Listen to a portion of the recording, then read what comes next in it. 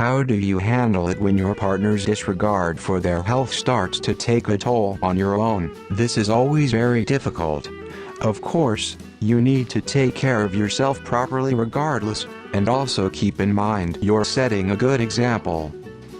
I sincerely believe part of the role of a partner is help the other monitor their health. Somehow, it's just so much easier to put things off when it's you. I don't know why. You would think it would be the opposite. There are two types of issues like this I can think of. Someone's daily habits are leading them down a path of poor health, or someone likely has something serious going on and won't seek professional medical attention. But, in either case, the solution is similar. Figure out the barriers and help them over it.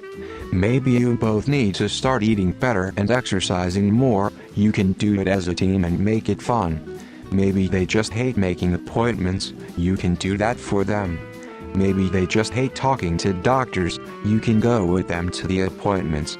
Maybe they just don't want to hear bad news. You tell them that they are not alone and you will be there with them no matter what, and information is always good, even and often especially when it's bad news. Good luck. My husband had a toe fungal infection that he refused to treat, and then I ended up getting it and had serious side effects from the treatment. I'll be honest, I went mega B mode. I was furious with him for not handling his goddamn feet in a timely manner, and since the only medication for that, terbinafine, put me in the ER twice, I wasn't risking getting it again. Luckily I managed to take the meds long enough to treat it, but that's partly because the doctors refused to consider the meds were the cause of the severe IBS symptoms. They wholly ignored me and did every test known to mankind instead. I ended up quitting the med and my body went back to normal. So not only was I mad at him, I was furious with those doctors from multiple practices, all dismissive AF. He got it treated after that. Protect yourself. My dad was an alcoholic and I spent years trying to help him, to the point that I wasn't taking care of myself. It was hard, but I had to cut him off so I could take care of me. Not sure I'd want to stay in a relationship like that for very long. Without good health, it's hard to stay positive and happy in life. And if your partner is disregarding their own health and it's now affecting yours too, you might both end up sick and unhappy. If it was the love of my life, I wouldn't leave without putting up a proper fight for both of us. No. If it gets to the point where they are looking at premature death, make sure your financial deck is in order. My uncle totally ignored the signs of type 2 diabetes starting around 35 and refused to go to a doctor and was dead by 45. Focus on your own health. You can't control what they do, but you can take the space you need to keep yourself healthy. You decide if it's worth it to leave, or stick it out, or if you're going to pay the ultimate price by watching them die because of it, as has recently happened to me. Going forward, I can tell you what choice I will make if I were to ever find myself in that position again. And no, it's not sticking around to pick up the pieces through your snot and tears of rage and helplessness and utter grief at the waste, and the loss, and the trauma of that illness and death. Intervention, or you move along. I prioritize open communication and support, encouraging my partner to prioritize their health while also taking steps to ensure my own well-being. Family doc here. This is always such a difficult situation. Sometimes it helps if you come to their doctor appointment with them, and express your concerns there. Sometimes we can help drive home the seriousness of their issues and how it's affecting their loved ones. We can explain the road they're on and where it leads, and paint a very real picture for them. I'm more than happy to scare a person into action if I need to.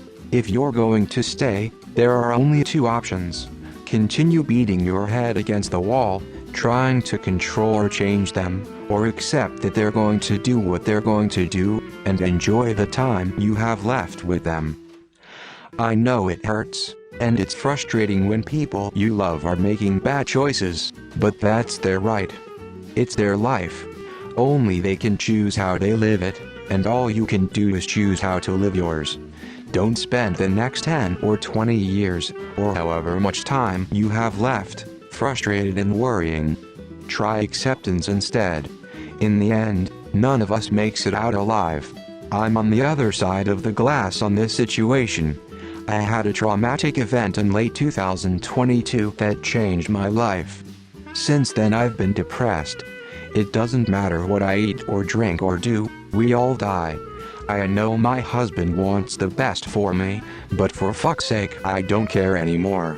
Recently I had to have a come to Jesus talk with my SO about the amount of soda she was drinking regularly. She was constantly tired, constantly irritated, and slept way too much. Eventually I got tired of the way she was lashing out at me, and I told her we needed to talk about it, because I was starting to become constantly irritated. It's crazy how much you emulate your partner when you live together and having trouble with anxiety for it. We ultimately determined this was because of the soda. She was drinking around 1 liter's worth a day. That was several months ago. These days she only has soda 1 day a week, and she sleeps regularly. Her overall mood has gotten better, and she's not tired nearly as much. The point being, you and your partner have to establish good communication, or at least one of you has to, so that they can too, as well as have legitimate trust that they have your best interests at heart. Use Azul is absolutely right about being a good example to your partner, and taking care of each other. Can you email me back the PDF I emailed you? It's my only copy. Unless you're chained to your trailer's floor, you're making your own choices. It's your action that exposes yourself to toxic elements. Don't like it? Fix it. Can't fix it? Move on. Communicate it to them. You it. I leave. I left him and then he killed himself.